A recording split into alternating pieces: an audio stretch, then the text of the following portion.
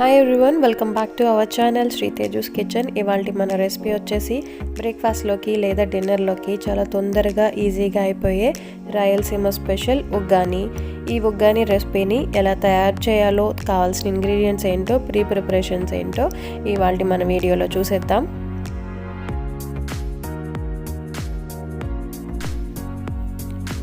ఈ ఉగ్గాని రెసిపీ కోసం ముందుగా మనం పప్పుల పొడిని తయారు చేసుకుని పెట్టుకోవాలి.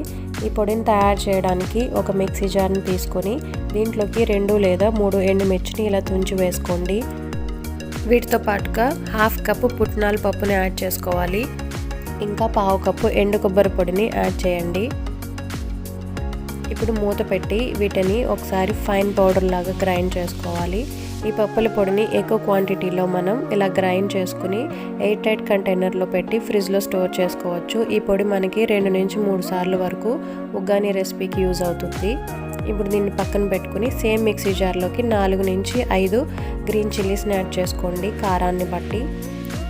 అలాగే పచ్చిమిర్చితో పాటు కర్రీ లీవ్స్ని కూడా యాడ్ చేసి ఇలాగా బరకగా గ్రైండ్ చేసి పెట్టుకోండి ఓ పక్కన. తర్వాత ఒక పెద్ద బౌల్ తీసుకుని దాంట్లోకి 2 లీటర్ల వరకు వాటర్ని యాడ్ చేయండి. ఈ వాటర్లోకి 250 గ్రాముల బొరుగుల్ని యాడ్ చేసుకోవాలి.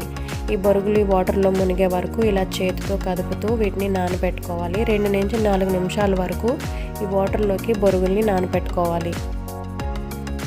మరి ఎక్కువసేపు నానబెట్టాల్సిన అవసరం లేదు, మరి మెత్తగా అయిపోతాయి. కాబట్టి మనకి 2 నుంచి 4 నిమిషాల వరకు ఇలా నానబెట్టుకుంటే సరిపోతుంది.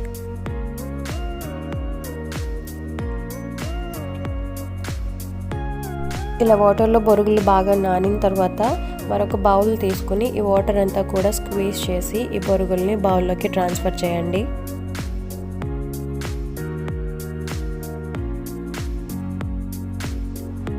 ఇలా బొరుగులన్నిటిని స్క్వీజ్ చేసిన తర్వాత వెంటనే వీటికి ఒక 1/2 టేబుల్ స్పూన్ సాల్ట్ని యాడ్ చేయండి. ఇలా సాల్ట్ యాడ్ చేయడం వల్ల బొరుగులు మనకి చప్పగా లేకుండా ఉంటాయి.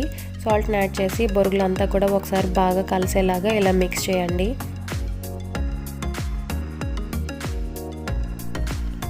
ఇలా కలుపుకున్న ఈ బొరుగుల బౌల్ని ఒక పక్కన పెట్టుకుని ఇప్పుడు గ్యాస్ ఆన్ చేసి ఒక కడాయిని పెట్టుకోవాలి. ఈ కడాయిలోకి 3 టేబుల్ స్పూన్స్ ఆయిల్ని యాడ్ చేయండి. ఈ ఆయిల్ బాగా హీట్ అయిన తర్వాత 1 టేబుల్ స్పూన్ ఆవాలు, 1 టేబుల్ స్పూన్ జీలకర్రని యాడ్ చేయాలి. ఈ రెండు కూడా మనకి కొంచెం వేగేంత వరకు ఇలా ఫ్రై చేసుకోవాలి.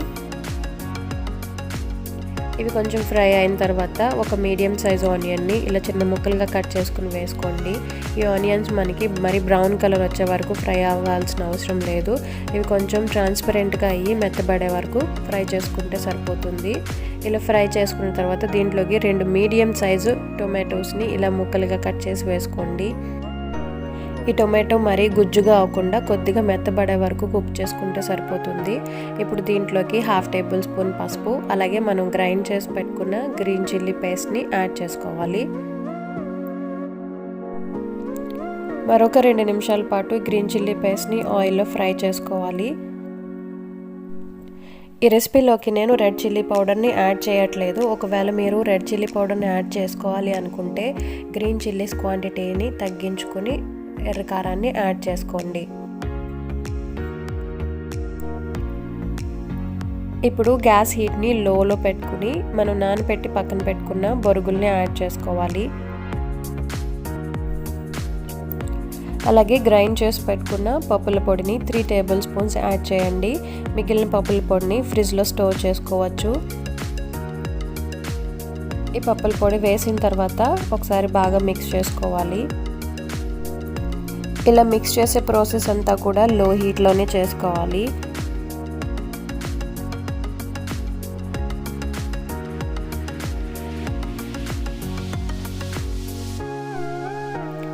ఇప్పుడు దీంట్లోకి 1/2 టేబుల్ స్పూన్ సాల్ట్ని యాడ్ చేస్తున్నాను. ఆల్రెడీ మనం బొరుగుల్ని నానబెట్టినప్పుడు సాల్ట్ యాడ్ చేసాము కాబట్టి ఇప్పుడు సాల్ట్ తక్కువే పడుతుంది, మీరు చూసుకొని వేసుకోండి.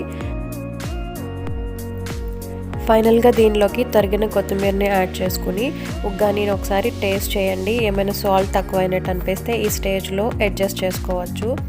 ఇదంతా బాగా మిక్స్ చేసుకున్న తర్వాత గ్యాస్ ఆఫ్ చేసుకుంటే వేడి వేడి ఉగ్గాని మనకి తినడానికి రెడీ అయిపోతుంది.